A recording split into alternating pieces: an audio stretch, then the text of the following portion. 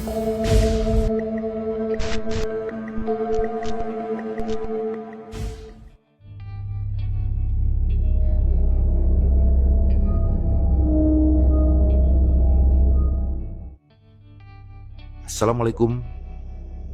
Pernah nggak sih kalian berpikir kalau tinggal di kampung yang sepi, jauh dari hiruk pikuk kota, itu damai, udaranya segar, tetangganya guyup, suasananya tenang. Ya itu mungkin benar kalau kita bicara soal siang hari. Tapi pernahkah kalian membayangkan apa yang terjadi di kampung-kampung itu ketika matahari mulai terbenam, ketika lampu jalan belum ada, ketika jarak antar rumah dibatasi oleh kebun-kebun bambu yang rimbun, dan ketika satu-satunya suara yang terdengar hanyalah gesekan daun yang ditiup angin. Di sanalah mereka mulai beraktivitas. Mereka yang tidak terlihat mata, tapi selalu mengawasi dari balik pepohonan. Hari ini, kita akan mendengarkan kisah dari Awan. Kisah ini bukan tentang satu kejadian saja, melainkan sebuah kronik teror yang menimpa keluarganya selama bertahun-tahun di sebuah kampung di Jawa Barat. Mulai dari tahun 2005, di mana tanah di sana masih tanah dingin, sampai akhirnya daerah itu ramai pun mereka tidak mau pergi.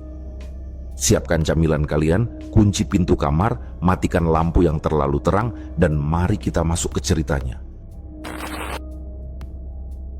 Cerita ini kita tarik mundur ke belakang, ke kisaran tahun 2005 sampai 2010. Kalian harus paham dulu konteks lokasinya biar dapat gambarannya. Jadi, Awan dan keluarganya ini tinggal di sebuah kompleks keluarga kecil di pedalaman Jawa Barat. Bayangkan sebuah tanah luas, di mana di situ cuma berdiri 3 rumah. Ya, cuma 3. Rumah Awan ada di tengah-tengah, diapit oleh rumah uak-uaknya di kanan dan kiri. Namanya juga tahun 2005 di kampung, suasananya beda banget sama sekarang. Belum ada tuh yang namanya perumahan padat atau ruko-ruko berjajar. Jarak ke tetangga lain itu jauh-jauh, dipisahkan oleh kebun-kebun liar. Di belakang rumah Awan, itu langsung kebun luas yang gelap. Di sebelah kiri rumah, kebun lagi. Dan yang paling ikonik, sekaligus paling bikin merinding adalah di depan rumah Awan, tumbuh 2 pohon nangka yang ukurannya raksasa. Kalian tahu kan pohon nangka tua itu kayak apa? Daunnya rimbun, gelap, dan kalau malam hari, bayangannya itu seolah-olah membentuk siluet-siluet mengerikan yang menutupi cahaya bulan. Penerangan di sana, jangan harap ada lampu LED terang benderang. Cuman ada lampu kuning remang-remang yang kalau malam justru bikin suasana makin suram. Kalau sudah masuk jam maghrib, kampung ini mati. Sepi senyap. Nggak ada orang yang berani nongkrong di luar. Suara jangkrik dan kodok itu bising banget. Tanda kalau alam masih mendominasi tempat itu. Dan di keheningan itulah gangguan-gangguan kecil mulai muncul, seolah menguji mental keluarga Awan. Gangguan pertama ini mungkin terdengar sepele, klise kalau kata orang skeptis. Tapi kalau dialami setiap malam, mental, siapa yang nggak kena? Rumah uaknya Awan, yang posisinya di sebelah rumah Awan, punya pagar besi. Modelnya bukan pagar geser sliding yang modern itu ya, tapi pagar dorong engsel besi tua. Kalian pasti tahu suaranya. Kalau pagar besi tua didorong, dia nggak akan sunyi. Dia bakal bunyi suara besi berkarat yang beradu. Berat dan nyaring. Masalahnya adalah uaknya Awan ini orangnya mobile. Kadang dia tinggal di rumah sebelah Awan, tapi sering juga dia tinggal di rumah satunya di Jakarta Timur. Jadi rumah sebelah itu sering kosong. Nah, terornya dimulai setiap pukul 8:30 sampai 9 malam. Di jam segitu saat Awan dan keluarganya lagi santai di ruang tengah atau mau siap-siap tidur, mereka selalu mendengar suara itu. Suara pagar dibuka, lalu suara pagar ditutup lagi. Awalnya Awan berpikir positif. Uwa pulang kali ya dari Jakarta, batinnya. Tapi kok nggak ada suara motor, nggak ada suara orang ketok pintu atau salam. Awan mulai merasa terganggu. Ia kemudian bertanya kepada ibunya, menanyakan apakah Uwa memang sering pulang malam. Jawaban ibunya santai sekali, tipikal ibu-ibu yang sudah kebal dengan keanehan di sana. Ia mengatakan bahwa kejadian seperti itu sudah biasa terjadi di rumah Uwa dan ia tidak perlu khawatir. Namun hati Awan tidak tenang. Logikanya berteriak, pagar besi berat loh itu, masa kena angin bisa kebuka tutup sendiri sampai bunyi. Rasa penasaran Awan akhirnya memuncak di satu malam. Begitu suara itu terdengar lagi, Awan langsung berlari ke jendela depan. Ia menyingkap tirai, mengintip cepat ke halaman rumah Uwa yang gelap. Jantung Awan berdegup kencang. Matanya menyapu sekeliling, mencari sosok orang iseng. Namun kosong, tidak ada siapa-siapa. Tapi di depan mata kepalanya sendiri, Awan melihat pagar itu bergerak. Pagar yang tadinya terbuka setengah, tiba-tiba terdorong sendiri menutup. Awan langsung lemas. Ia balik badan, berlari menghampiri ibunya. Beneran Bu, Wawan lihat sendiri. Itu pagar gerak sendiri, nggak ada orangnya. Ibunya hanya menghela napas, ekspresinya datar. Ia kembali menekankan bahwa ia sudah sering melihatnya dan meminta Awan untuk tidak terlalu memikirkannya. Ternyata, ibu Awan ini tipe orang lama di sana yang sudah berdamai dengan gangguan-gangguan tak kasat mata.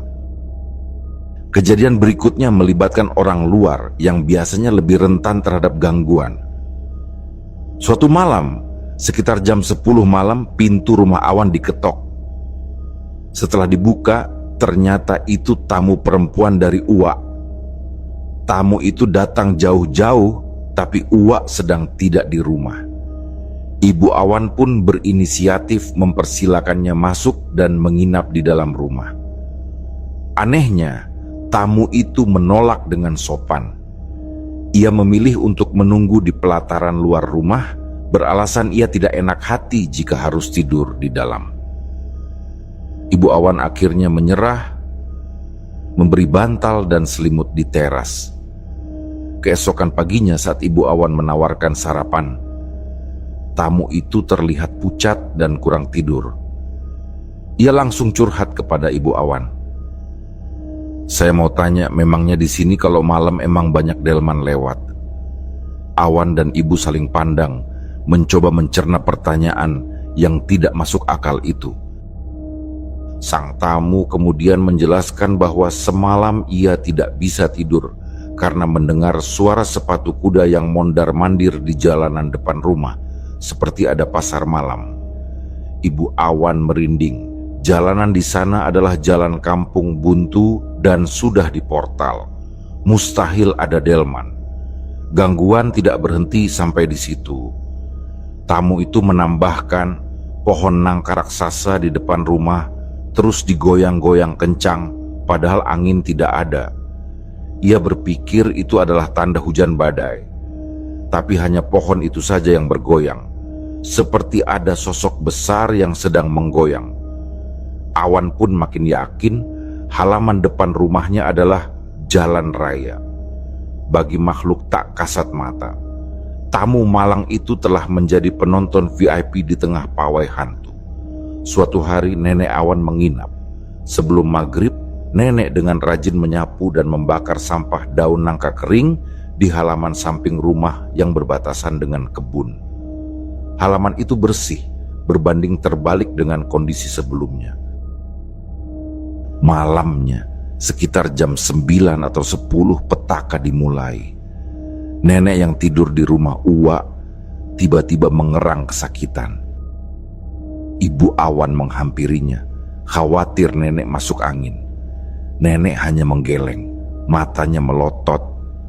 Bukan masuk angin, ini di perut emak ada ular. Ia menunjuk perutnya, merasakan adanya gerakan geliat di bawah kulit. Ada ularnya. Dia marah Dia marah. Satu keluarga panik. Mereka sadar itu bukan sakit medis, melainkan teguran mistis. Akhirnya diputuskan nenek harus segera dibawa pulang malam itu juga, tidak jadi menginap. Bukti teguran itu muncul besok paginya. Saat Awan melihat halaman samping yang disapu nenek, halaman itu kembali kotor dan penuh daun berserakan. Penunggu kebun itu marah karena wilayahnya diusik. Ibu Awan kemudian menjelaskan bahwa kejadian ini pasti ulah penunggu yang berwujud ular siluman. Ular tersebut diceritakan sering menampakkan diri di sana, memiliki mata merah, dan yang paling seram, di kepalanya ada sesuatu yang menyerupai mahkota kecil. Sosok inilah yang diduga telah menyerang nenek karena berani membersihkan istananya. Pada suatu malam, sekitar pukul 8 atau 9, Awan dibonceng. Bapaknya pulang melewati jalur rawa-rawa yang gelap. Di tengah perjalanan, bapak tiba-tiba menghentikan motor. Ia mengaku kebelet buang air kecil dan tidak bisa menahannya lagi sampai rumah. Awan mengomel dalam hati, merasa kesal karena harus berhenti di lokasi yang sepi dan gelap. Saat bapak lari ke pinggir rawa untuk buang air, Awan menunggu di motor. Ia melihat ke seberang ada 2 orang, sepasang laki-laki dan perempuan, berdiri membelakangi jalan di bibir rawa. Awan merasa sedikit lega, setidaknya ada manusia lain. Namun, begitu bapak selesai dan kembali naik ke motor, Awan iseng menengok lagi ke tempat pasangan itu berdiri. Pasangan itu hilang. Dalam hitungan detik mereka lenyap tanpa jejak, padahal jalanan itu lurus. Awan langsung panik. "Buruan kita jalan, Pak!" Bapak yang tidak sadar hanya bertanya kemana perginya pasangan tadi. Ia hanya melihat mereka ada di sana dan bingung mengapa mereka menghilang begitu cepat. Motor pun digas kencang. Sekitar 300 meter dari lokasi itu, di bawah sorot lampu motor, Awan melihat mereka lagi. Pasangan itu berjalan santai di pinggir jalan. Awan lega, berpikir mereka hanya berjalan kaki. Namun, saat motor berpapasan, pandangan Awan jatuh ke wajah mereka. Ia seketika menjerit tertahan di punggung ayahnya. Wajah pasangan itu rata. Kulitnya pucat, tanpa mata, hidung, atau mulut. Hanya hamparan kulit kosong yang halus. Sampai di rumah, Awan menceritakan semua itu sambil terengah-engah. Bapaknya yang hanya melihat sekilas wujud mereka, tidak menyadari detail muka rata itu. Waktu pun berlalu dan teror di wilayah kampung Awan ini ternyata nggak cuma mengincar manusia, tapi juga lingkungan sekitarnya. Dan ini dialami oleh saudara bapak Awan yang masih tinggal di kawasan itu. Saudara bapak Awan ini punya kebiasaan berkebun. Hampir setiap sore, sebelum waktu maghrib, ia pasti mencangkul tanah di lahan lapang untuk menanam sesuatu. Suatu sore, saat ia sedang asik mencangkul, tiba-tiba dia melihat cangkulnya ada darah. Panik. Ia langsung memeriksa kakinya sendiri. Jangan-jangan kakinya kena cangkul. Tapi ia tidak merasakan sakit sedikit pun dan kakinya bersih. Ia kemudian berpikir, mungkin saya tadi mencangkul binatang, ular, atau kodok. Tapi tidak ada bangkai yang terlihat. Ia pulang dengan rasa bingung yang luar biasa. Malam harinya, setelah tidur, ia mendapatkan mimpi. Ini bukan mimpi biasa, tapi terasa sangat nyata. Ia merasa pintu rumahnya diketok keras. Saat pintu dibuka, ia melihat sosok yang paling menyeramkan, manusia berkepala kerbau. Sosok siluman itu marah besar, suaranya terdengar berat dan mendesis. Sosok itu menyalah-nyalahkan saudara bapak Awan. "Kamu sudah mencangkul anakku. Kamu sudah melukai anakku," kata sosok itu. Mimpi itu begitu nyata sampai saudara Bapak Awan terbangun dalam keringat dingin. Ia akhirnya paham darah di cangkulnya itu bukan darah binatang, melainkan darah anak siluman yang mungkin berwujud kerbau di alam sana. Ini benar-benar nggak masuk akal.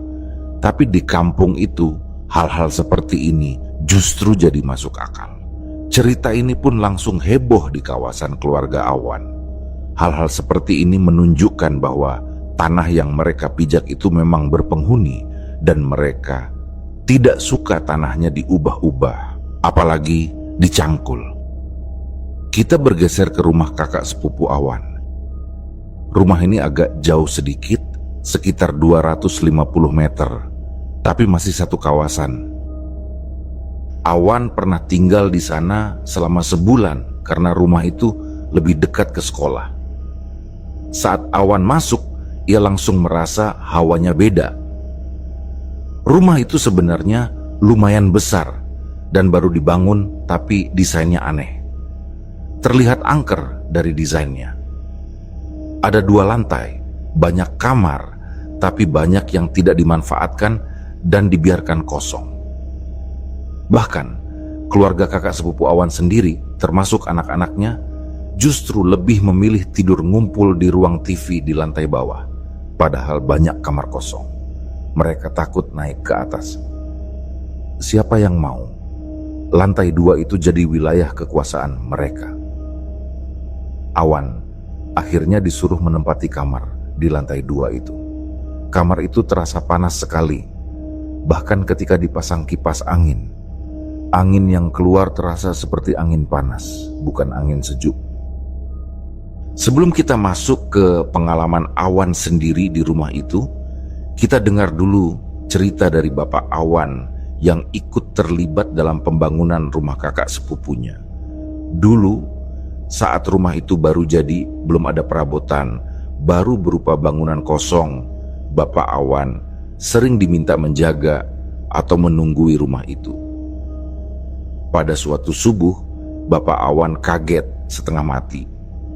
Tiba-tiba radio yang tadinya mati menyala sendiri. Bukan cuma menyala, volumenya langsung full. Suaranya kencang banget, memekakkan telinga di tengah kesunyian subuh. Belum selesai kaget, kipas angin yang tadinya mati juga ikut menyala sendiri. Sosok penunggu di rumah itu rupanya usil. Bapak Awan menduga ada kesalahan pada desain bangunan atau tata letak denah rumah itu, yang kebetulan memang mengundang makhluk-makhluk lama di sana. Maka, nggak heran kan kalau anak-anak kakak sepupu Awan lebih memilih tidur berjajar di ruang TV daripada di kamar mereka yang ditemani suara radio kencang dan kipas angin hantu.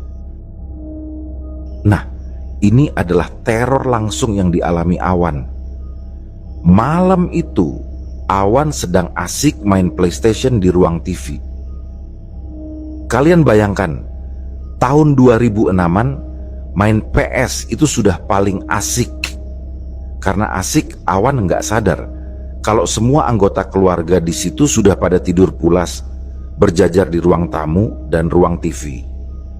Awan sendiri duduk di tangga, menghadap ke TV. Jam sudah menunjukkan pukul 1 dini hari.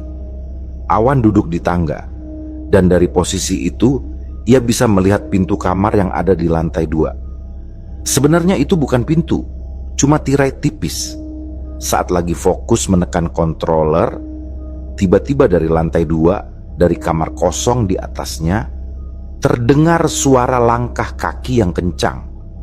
Langkah kakinya berat, bergerak menjauhi tangga. Awan menoleh ke atas. Tepat di detik itu, dia mendengar suara saklar, lampu berbunyi. Lampu kamar yang tadinya menyala tiba-tiba mati total. Awan merinding. Ini bukan cuma suara, ini interaksi. Ada yang sengaja mematikan lampu dan suaranya terdengar jelas.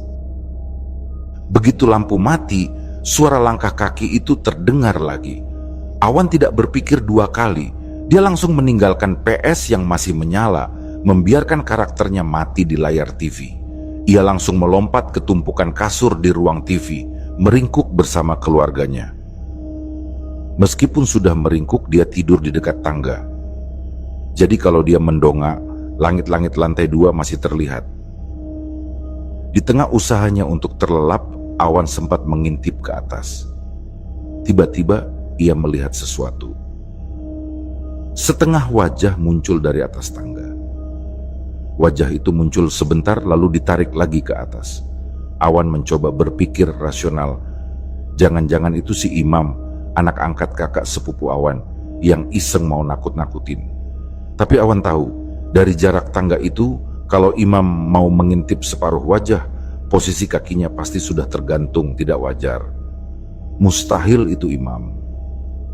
Awan pun memejamkan mata erat.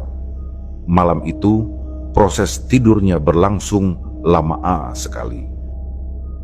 Keluar dari rumah Awan sedikit, di sebelah rumah kakak sepupunya, ada kontrakan yang ditempati oleh tukang nasi goreng.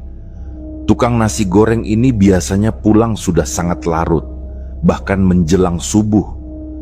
Setelah jualan, ia pasti membereskan gerobaknya di depan kontrakan. Nah, ternyata ia sering diganggu. Dan gangguannya itu sangat spesifik. Ia dilempari belimbing wuluh. Awalnya ia pikir itu cuma belimbing yang jatuh dari pohon di samping rumah. Tapi belimbing wuluh itu dilempar dari arah atas rumah kakak sepupu Awan dan mengenai badannya. Pada suatu dini hari, karena sudah keseringan dilempar, si tukang nasi goreng ini kesal dan mendongak ke atas. Kalian tahu apa yang dia lihat? Di atas balkon rumah kakak sepupu Awan, tepat di dekat toren air, duduk seorang nenek-nenek. Nenek itu duduk santai sambil menatap tukang nasi goreng itu. Tukang nasi goreng itu langsung lari, meninggalkan gerobaknya. Warga sekitar pun sudah tahu rumah itu memang angker dan nenek itu adalah salah satu penunggunya yang iseng. Selanjutnya, kisah ini terjadi pada Sabtu malam menjelang Minggu pagi, saat Awan masih menginap di rumah kakak sepupunya yang angker. Subuh itu, Awan terbangun karena ingin buang air kecil. Saat ia keluar dari kamar mandi, ia melihat kakak sepupunya sudah bangun. Kakaknya memberitahu bahwa ia akan pergi jalan atau lari pagi dan berpesan agar Awan ditinggal sebentar. Tak lama setelah kakak sepupunya pergi, Awan melihat anak angkat kakaknya yang bernama Imam berjalan masuk ke dalam rumah. Awan berpikir, si bocah ini baru pulang nginap dari rumah temannya. Jadi Awan tidak menyapa dan langsung kembali tidur. Ia melihat proses masuknya Imam, tapi pintu rumah kakak sepupunya itu tadinya terkunci, dan kakaknya baru saja membuka kunci itu saat dia keluar. Logikanya, kalau Imam masuk, pintu harusnya sudah dikunci lagi oleh kakaknya. Tapi Awan tidak memikirkannya, ia hanya buru-buru tidur lagi. Beberapa jam kemudian, saat Awan bangun, kakak sepupunya sudah pulang. Awan menanyakan bagaimana suasana lari pagi hari Minggu di kampung. Kakak sepupunya bercerita dengan raut wajah aneh. Ia bilang bahwa saat ia sampai di depan rumah Awan, ia melihat bocah kecil tanpa baju, hanya menggunakan celana pendek, sedang berdiri di jalanan yang masih sepi sekali. Ia merasa aneh karena tidak ada orang lain sama sekali. Saat ia mengecek jam, ternyata baru 3:30 pagi. Aku langsung putar balik, nggak jadi lari pagi, nggak ada orang jam segitu, kata kakak sepupunya. Awan tertegun. Jadi selama ini ia mengira kakaknya pergi subuh padahal masih dini hari. Tapi yang lebih penting, ia langsung bertanya, terus si Imam mana? Bukannya dia sudah pulang? Kakak sepupunya menatap Awan dengan bingung. Imam belum balik Wan, dia pulang nanti siang.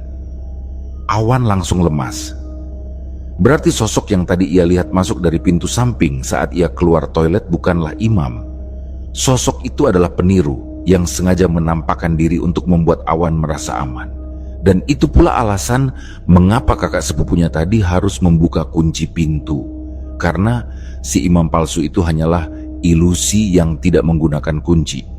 Di tengah suasana rumah yang angker, sosok itu sengaja memalsukan diri sebagai anak kecil. Mungkin karena tahu Awan sendirian. Awan bercerita, teror di rumah itu tidak berhenti, terutama pada Imam, anak angkat kakak sepupunya. Imam yang saat itu masih kecil adalah satu-satunya yang berani tidur sendirian di kamar lantai 2. Tapi setiap dini hari ia ingin pipis, Imam pasti berteriak-teriak histeris. "Pocong! Ada pocong di belakang pintu kamar mandi!" teriaknya. Saat diantar, Imam akan menunjuk-nunjuk, yakin sekali ada kain kafan putih berdiri di balik pintu kamar mandi. Bagi orang dewasa, mungkin hal itu dianggap tipuan mata anak kecil. Tapi kalau setiap dini hari bocah itu teriak dengan cerita yang sama, itu sudah pasti bukan halusinasi. Akhirnya, Awan hanya kuat menginap di rumah itu selama 1 bulan. Setelah serangkaian kejadian itu, ia bersumpah tidak akan kembali, meski harus menempuh jarak yang lebih jauh ke sekolah. Seiring berjalannya waktu, kampung Awan berubah. Tanah-tanah kebun di belakang rumah yang tadinya tempat siluman ular bersarang dan tempat suara tawa hantu terdengar, mulai dibabat habis. Kontrakan-kontrakan dan rumah baru didirikan. Kampung Awan menjadi padat. Awan berpikir, alhamdulillah, sudah banyak tetangga. Sudah nggak sepi lagi, pasti setan-setannya pada pindah. Ternyata anggapan itu keliru. Justru dari para pendatang baru inilah, teror, horor kelas berat mulai bermunculan. Ini membuktikan omongan Ibu Awan bahwa mereka tidak peduli seberapa padatnya populasi manusia, karena yang punya tanah tetaplah mereka. Suatu malam, sekitar jam 9 malam, seorang ibu-ibu pendatang dari belakang rumah Awan berteriak histeris sambil menangis. Warga beramai-ramai menghampiri. Ternyata, ibu itu berteriak setelah melihat pocong di kebun belakang rumah Awan. Saking parnonya, si ibu itu sampai menangis kejer dan tidak berani keluar rumah lagi. Kemudian di belakang rumah Awan, ada salah satu tetangga yang menyewakan PS. Kita sebut saja Pak Haji. Suatu dini hari, Pak Haji didatangi seorang wanita di depan rumahnya. Wanita itu hanya memakai daster dan meminta makan. Pak Haji yang mengira wanita itu adalah tetangga, dengan baik hati mempersilakan. "Ya sudah, masuk saja Bu, saya ambilkan makanan," kata Pak Haji. Wanita itu menolak masuk, hanya berdiri diam. Pak Haji pun membawakan sepiring makanan. Tepat saat piring itu diserahkan, wanita itu tidak mengambilnya. Tiba-tiba tubuh wanita itu terbang. Piring makanan yang dibawa Pak Haji ikut terbang, dan wanita berdaster itu menghilang. Pak Haji syok berat. Awan yang selama ini hanya diganggu mainan pagar dan suara, bersyukur tidak pernah mengalami teror sedetail itu. Puncak teror non-visual ini adalah kasus babi ngepet yang ramai melanda para pendatang di rumah-rumah belakang. Banyak tetangga di belakang rumah Awan yang kehilangan uang secara misterius. Uang di dompet atau lemari tahu-tahu hilang. Gosip pun beredar. Ini pasti ulah babi ngepet. Awan yang sejak kecil tinggal di sana sebenarnya skeptis dengan cerita-cerita babi ngepet. Namun ia teringat sesuatu. Setiap dini hari, saat ia terbangun untuk buang air kecil, ia sering mendengar suara aneh dari belakang rumah. Suara babi yang mendengus. Awan menceritakan ini kepada bapaknya. Bapaknya terdiam lalu membenarkan. Ia ternyata juga sering mendengar suara itu dan baru menyadari bahwa suara itu mungkin memang babi ngepet. Anehnya, uang di 3 rumah keluarga inti Awan, rumah Awan, rumah Uwa, dan rumah lainnya selalu aman. Mereka tidak pernah kehilangan uang sama sekali. Hingga kini Awan dan keluarganya masih tinggal di kampung itu. Meskipun sudah ramai, cerita-cerita horor tidak pernah benar-benar hilang, hanya berganti pelaku.